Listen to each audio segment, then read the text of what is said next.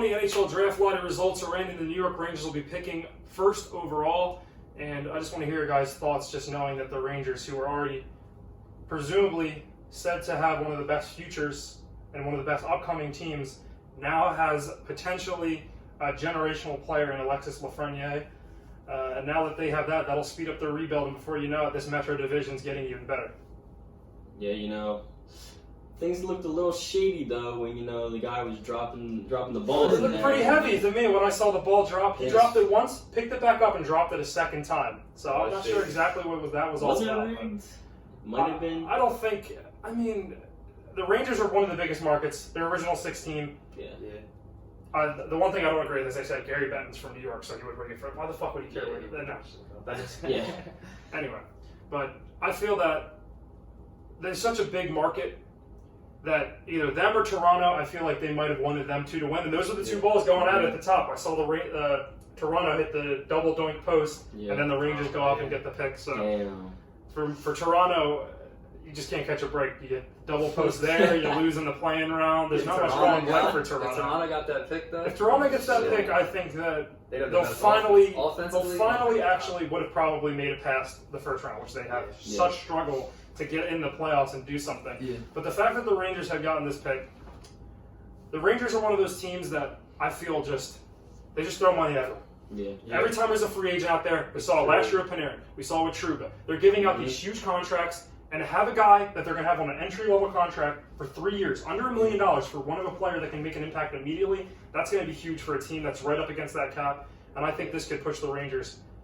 Potentially, they'd even win the Metro Division in the upcoming next 3 years. Yeah. This year, you could tell they had potential. They were good. They're not there yet. You could tell they weren't there yet, but they're like one step away. This could be it. They get this guy who can propel them definitely towards the top. But some of the players are also getting a little bit old. You see Henrik Lundqvist getting a little bit old. That's my real question is that we hear all the time, at least I hear all the time, that these New York Rangers have 3 good goalies. They have Lundqvist, Georgiev, and I believe Sherzherkin. And these are 3 guys. Lundqvist, the veteran. The other 2 are going to be up and coming. But to me, I feel like these are guys that are unproven. We hear a lot about how these are going to be the next up and coming great goalies. But the way I've seen them play, as good as they have looked, I think that they're not franchise game-changing goalies like Lundqvist was for as long as he was. Yeah. So these are guys that'll be good. But I think that could be a question mark. The Rangers' defense and goaltending could be... When you're getting Lafreniere, you're not getting much defense out of that. That's pushing your offense. Yeah. So there's still questions for me in their defense and their goaltending.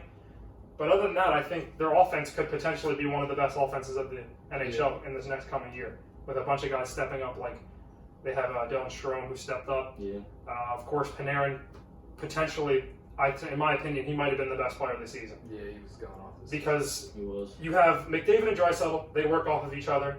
You have a bunch of other guys. Panarin really didn't have much. He had Zibanejad, that's about it.